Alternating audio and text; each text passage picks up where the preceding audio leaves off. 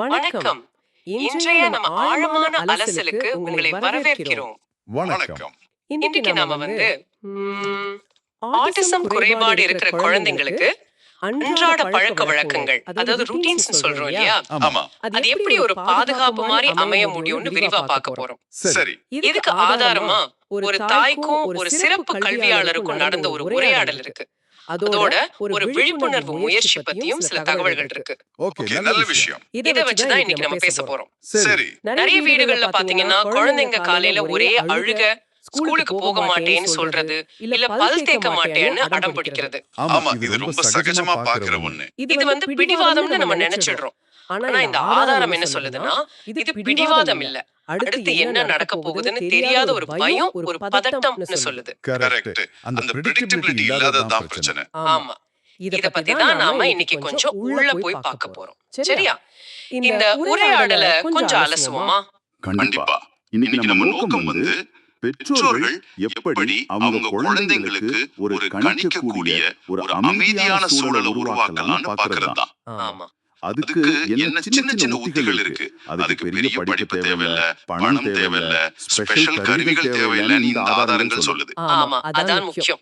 தேவையெல்லாம் கொஞ்சம் பொறுமை, சிம்பிளான வார்த்தைகள், சில படங்கள், முக்கியமா அமைதியான ஒரு குரல், ஒரு அணுகுமுறை. இதுதான் நமக்கு வேணும். சரி, அப்போ முதல்ல அந்த தாயோட கவலை என்னன்னு பாத்துருவோம். அந்த உரையாடல்ல அவங்க என்ன சொல்றாங்க? அவங்க சொல்றாங்க, தினமும் காலையில இதே கதைதான். ஒரே கத்தல், கூச்சல், சில சமயம் தள்ளி விட்டுறான், ஓடி ஒளிறான், பல் சேர்க்க மட்டும் 1/2 மணி நேரம் ஆகுது. ஏன் இப்படி பண்றானே புரியல அப்படின்னு ஒரு விரக்தியில சொல்றாங்க. ஆமா, இது ரொம்ப கஷ்டமான ஒரு நிலைமை தான் பெற்றோர்களுக்கு. அந்த ஆதாரம் அத நல்லா பதிவு பண்ணிருக்கு. இந்த விரக்திக்கு பின்னாடி என்ன இருக்குன்னு அந்த கல்வியாளர் சொல்றாங்க. கல்வியாளர் ரொம்ப தெளிவா சொல்றாங்க, இது வேணும்னே செய்யற தொந்தரவு கிடையாது. சரி, ஆட்டிசம் இருக்கிற நிறைய குழந்தைகளுக்கு இந்த உலகம் ரொம்ப கணிக்க முடியாத ஒண்ணா தெரியலாம். சில சமயம் பயமுறுத்தக்கூடியதாகவும் இருக்கலாம். அப்படியா? ஆமா, திடீர்னு ஒரு சத்தம் கேட்கறது, நாம எதிர்பார்க்காம தொடர்றது, இல்ல அடுத்து என்ன செய்யணும்னே தெரியாம இருக்கிறது, இதெல்லாம் அவங்களுக்கு ஒரு மாதிரி சென்சரி ஓவர்லோட், இல்லன்னா பயங்கரமான பதட்டத்தை உண்டாக்கலாம். அந்த உரையாடல் படி குழந்தை காலையில அப்படி நடந்துக்கிறதுக்கு காரணம், அடுத்து செய்ய வேண்டிய அத்தனை விஷயங்களும், பல் தேய்க்கணும், ட்ரெஸ் போடணும், சாப்பிடணும், இதெல்லாம் ஒரு பெரிய குழப்பமான லிஸ்டா மனசுல ஒரு பாரமா இருக்கு. ஒவ்வொன்றும் தனித்தனியா எதிர்பார்க்காத ஒரு நிகழ்வா தெரியறதால அதை ஃபேஸ் பண்ண முடியாம இப்படி ரியாக்ட் பண்றான். கணிக்க முடியாத தன்மை, அதுதான் இங்க பிரச்சனை. அப்போ இதுக்கு தீர்வு, இந்த கணிக்க முடியாத தன்மைக்கு என்ன தீர்வு சொல்றாங்க அந்த கல்வியாளர்? ரொம்ப சிம்பிளான ஆனா ரொம்ப பவர்ஃபுல்லான ஒரு ஸ்ட்ராட்டஜி. அதாவது கணிக்கக்கூடிய படிப்படியான ஒரு வழக்கத்தை உருவாக்கணும். Step by step routine. Step by step routine. ஆமா, அந்த உரையாடல்ல காலையில என்ன பண்ணலாம்னு ஒரு சாம்பிள் லிஸ்ட் தராங்க. எப்படின்னா, 1 எழுந்திரு, 2 பாத்ரூம் போ, 3 பல் தேய்ச்சிக்கோ, 4 முகம் கழுவு, 5 ட்ரெஸ் மாத்து, 6 டிஃபன் சாப்பிடு, 7 ஸ்கூலுக்கு கிளம்பு. ஓகே, இது சும்மா ஒரு உதாரணம் தான். ஒவ்வொரு குழந்தைக்கும் குடும்பத்துக்கு ஏத்த மாதிரி மாத்திக்கலாம். ஆனா முக்கியம் என்னன்னா, இந்த வரிசை தினமும் மாறாம இருக்கணும். அப்புறம் ஒவ்வொரு ஸ்டெப்பா அதை செய்யணும். சரி, லிஸ்ட் போட்டா மட்டும் போதுமா? அது எப்படி செய்யறதுங்கிறது தானே முக்கியம். அது எப்படி பண்ண சொல்றாங்க? கரெக்டா கேட்டீங்க. எப்படி செய்யறோங்கிறது தான் ரொம்ப முக்கியம். அந்த உரையாடல்ல கல்வியாளர் சொல்றது இதுதான். ஒரே நேரத்துல ஒரு ஸ்டெப்புக்கு மேல சொல்லக்கூடாது. ஒண்ணுன்னா? ஆமா, ரொம்ப சிம்பிளான நேரடியான வார்த்தைகள். நம்ம குரல் ரொம்ப மெதுவா, அமைதியா, ஆனா உறுதியா இருக்கணும். சரி, உதாரணத்துக்கு, குழந்தை எழுந்ததும் டென்ஷனா, சீக்கிரம் பாத்ரூம் போ, அப்புறம் பல் தேய்க்கணும், ட்ரெஸ் போடணும், சாப்பிடணும், ஸ்கூலுக்கு டைம் ஆச்சு அப்படின்னு எல்லாத்தையும் ஒண்ணா கொட்டாம, ஆமா அப்படிதான் நாம பண்ணுவோம். அதுக்கு பதிலா அமைதியா எழுந்திருன்னு மட்டும் சொல்லணும். அவ எழுந்ததும் ஒரு சின்ன பாராட்டு. சரி, இப்போ பாத்ரூம் போ.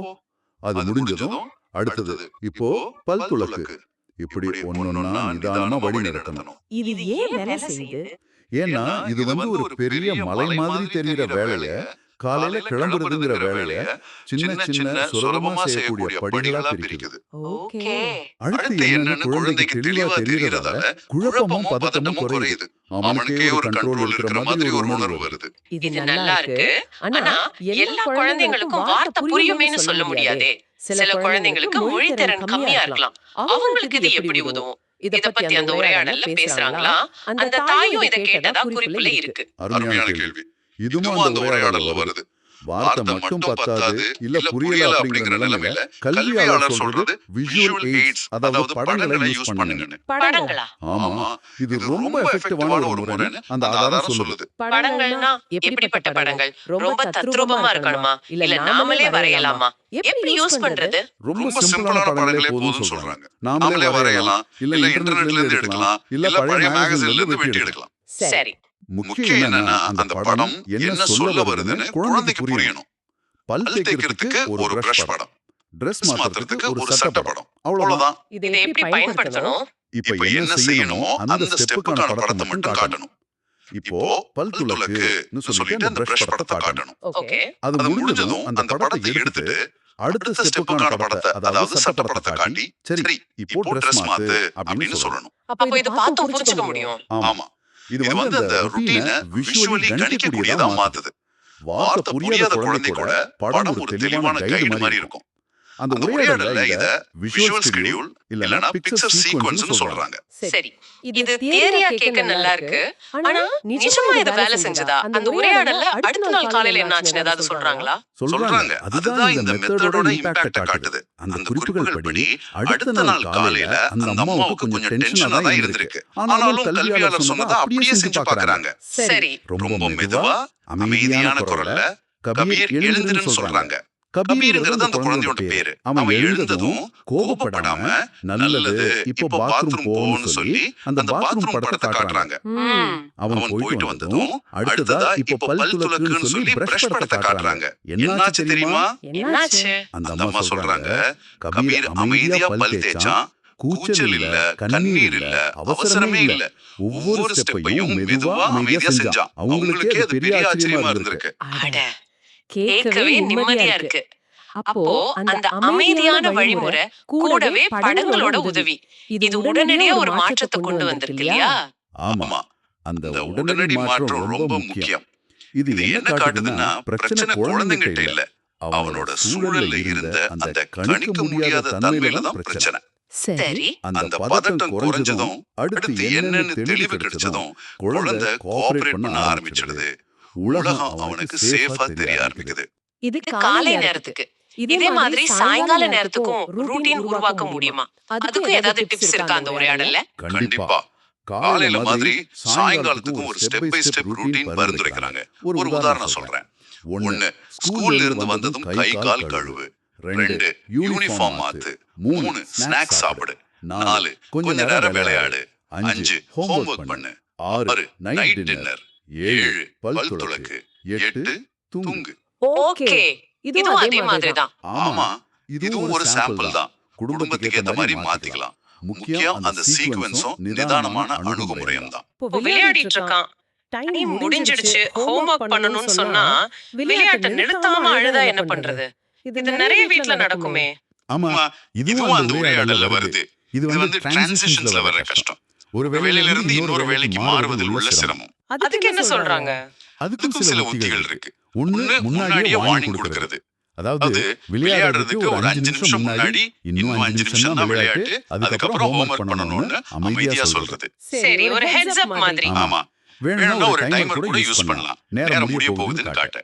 இன்னொன்னு, இங்கேயும் படங்களை யூஸ் பண்றது. மறுபடியும் படங்கள். ஆமா, விளையாட்டுல இருந்து ஹோம்வொர்க்குக்கு மாறத காட்டுற மாதிரி ஒரு பட வரிசை. உதாரணத்துக்கு ஒரு விளையாட்டு பொம்மை படம், ஒரு அம்புக்குறி, ஒரு புத்தகம் படம். ஓ, இது வந்து அடுத்து என்ன நடக்க போகுதுன்னு முன்னாடியே தெரியப்படுத்தி அந்த மாற்றத்துக்கு குழந்தையை தயார்படுத்துது. திடீர்னு ஒரு விஷயத்தை நிறுத்துறதால வர்ற ஷாக்கையும் எதிர்ப்பையும் இது குறைக்கும்னு அந்த உரையாடல் சொல்லுது. அப்போ இந்த ரூட்டீனை தொடர்ந்து ஃபாலோ பண்ணதால லாங் டர்ம்ல என்ன இம்பாக்ட் இருந்துச்சு? அந்த உரையாடலோட கடைசில அந்த அம்மா என்ன ஃபீல் பண்ணாங்க? அந்த கடைசி குறிப்புகள் ரொம்ப பாசிட்டிவா இருக்கு. கொஞ்ச நாள் இந்த ரூட்டீனை ஃபாலோ பண்ணதுக்கு அப்புறம் அந்த அம்மா சொல்றாங்க, கண்ணீரும் கூச்சலும் ரொம்ப குறைஞ்சிடுச்சு, காலை நேரங்கள் அமைதியா இருக்கு, கபீருக்கு இப்ப என்ன எதிர்பார்க்கணும்னு தெரியறதால நல்லா கோஆபரேட் பண்றான். ரொம்ப நல்ல விஷயம். ஆனா இதை விட முக்கியமான ஒரு புரிதல் அவங்களுக்கு கிடைச்சிருக்கு. அவங்க சொல்றாங்க, இந்த ரூட்டீன் வந்து கபீரை மாத்தல, அவன் எப்பவும் அதே கபீர் தான். ஆனா இந்த ரூட்டீன் அவனோட உலகத்தை அவனுக்கு பாதுகாப்பானதா மாத்திடுச்சு. வழக்கம், அவன் யார் என்பதை மாற்றவில்லை, வழக்கம் அவனது உலகத்தை பாதுகாப்பானதாக மாற்றியது. இது ரொம்ப ஆழமான வரி. இதை கொஞ்சம் விளக்க முடியுமா? இதுதான் இந்த மொத்த உரையாடலோட மைய புள்ளி. நாம குழந்தைய மாத்த ட்ரை பண்ணல. நாம செய்யறது குழந்தையோட தேவைகளை புரிஞ்சுக்கிட்டு அவங்களுக்கு புரியுற மாதிரி, அவங்களால கையாள முடியற மாதிரி நம்ம சூழலை மாத்தி அமைக்கிறோம். அவ்வளவுதான். சரி சரி. பிரெடிக்டபிலிட்டி, அதாவது கணிக்கக்கூடிய தன்மைங்கிறது ஆட்டிசம் உள்ள பல குழந்தைகளுக்கு ஒரு அடிப்படை தேவை மாதிரி. அது இல்லைன்னா உலகம் குழப்பமா பயமா தெரியும். அதுதான் பிஹேவியர் பிரச்சனையா வெளியே வருது. புரியுது. ஆனா நாம எளிய நிலையான ரொட்டீன்ஸ் மூலமா அந்த பிரெடிக்டபிலிட்டியை தரும்போது அவங்க பதட்டம் குறையுது, உலகம் சேஃபா தெரியுது.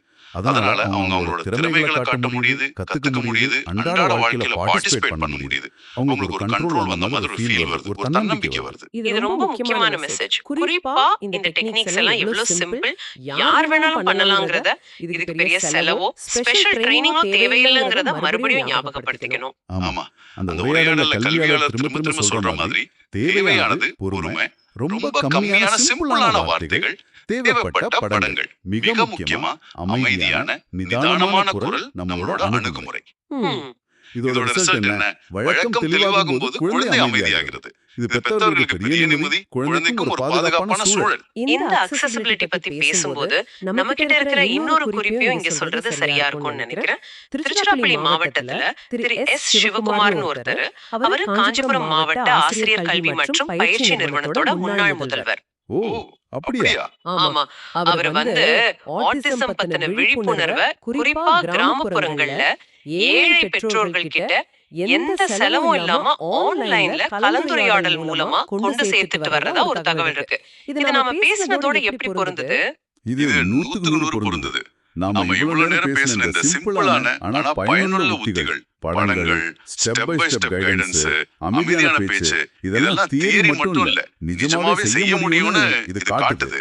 ஆமா, அது மட்டும் இல்ல, இந்த மாதிரி சப்போர்ட் வசதி இருக்கிறவங்களுக்கு மட்டும் இல்லாம எல்லா பெற்றோருக்கும், குறிப்பா கிராமத்துல இருக்கிறவங்களுக்கு போய் சேரணுங்கிறத திரு சிவகுமார் மாதிரி ஆட்களோட முயற்சி காட்டுது. கரெக்ட். நாம பேசின அந்த உரையாடல்ல வர டெக்னிக்ஸ் எவ்வளவு எளிமையானது, செலவில்லாததுங்கிறதுக்கு இது ஒரு நல்ல உதாரணம். சரியான தகவல் சரியான நேரத்துல கரெக்டான ஆட்களுக்கு போய் சேர்ந்தா எவ்வளவு பெரிய மாற்றம் வரும்னு இது காட்டுது. இந்த மொத்த அலட்டல்ல எடுத்துக்க வேண்டிய முக்கியமான பாடம் என்னன்னா, ஆட்டிசம் குறைபாடு இருக்கிற குழந்தைங்களுக்கு அவங்க உலகத்தை புரிஞ்சுக்க, சேஃபா உணர, அன்றாட வாழ்க்கையில நல்லா பார்ட்டிசிபேட் பண்ண நிலையான கணிக்கக்கூடிய டெய்லி ருட்டீன்ஸ் ரொம்ப ரொம்ப முக்கியம். அத நாம அமைதியா தெளிவா தேவைப்பட்ட படங்களோட உதவியோடு கொடுக்கும்போது அதுவே ஒரு பெரிய ஸ்ட்ரென்த்தா மாறுது. சின்ன சின்ன தொடர்ச்சியான அன்பான வழிகாட்டுதல்கள் பெரிய பாசிட்டிவ் இம்பாக்டை ஏற்படுத்தும். இப்போ இந்த உரையாடலோட இறுதியில நீங்க யோசிக்கிறதுக்காக ஒரு கேள்வி. அன்றாட வேலைகளை செய்யறதுக்கும் பதட்டத்தை குறைக்கிறதுக்கும் பிரெடிக்டபிலிட்டி எவ்வளவு முக்கியம்னு பார்த்தோம். இதே லாஜிக்கை வச்சு யோசிச்சா ஆட்டிசம் இருக்கிற ஒரு குழந்தைக்கு இல்ல ஒரு நபருக்கு சமூக சூழல்கள், அதாவது மத்தவங்களோட பழகும் போதோ, ஒரு குரூப்ல இருக்கும் போதோ, இல்ல புது ஆட்களை மீட் பண்ணும் போதோ அந்த கணிக்கக்கூடிய தன்மையை எப்படி நாம அதிகரிக்கலாம்? ஓ, இது ஒரு நல்ல கேள்வி. அதே மாதிரி கற்றல் சூழல்கள்ல, ஸ்கூல்லயோ இல்ல வேற ட்ரைனிங்லயோ என்ன எதிர்பார்க்கலாம், என்ன சீக்வென்ஸ்ல ஆக்டிவிட்டிஸ் இருக்கும்னு முன்னாடியே சொல்றது மூலமா எப்படி ஒரு பாதுகாப்பு உணர்வை கொடுக்கலாம். அந்த மாதிரி சூழல்கள்ல பதட்டத்தை குறைக்கக்கூடிய என்ன சின்ன சின்ன கணிக்கக்கூடிய படிகளை நாம அறிமுகப்படுத்த முடியும்னு நீங்க யோசிச்சு பாருங்க. இது நாம பேசின ஆதாரங்கள்ல நேரடியா இல்லைனாலும் நாம பேசினதுல இருந்து வர்ற ஒரு முக்கியமான அடுத்த கட்ட சிந்தனை. அருமை. இந்த ஆழமான அலசலில் எங்களோட இருந்த உங்களுக்கு எங்க நன்றி.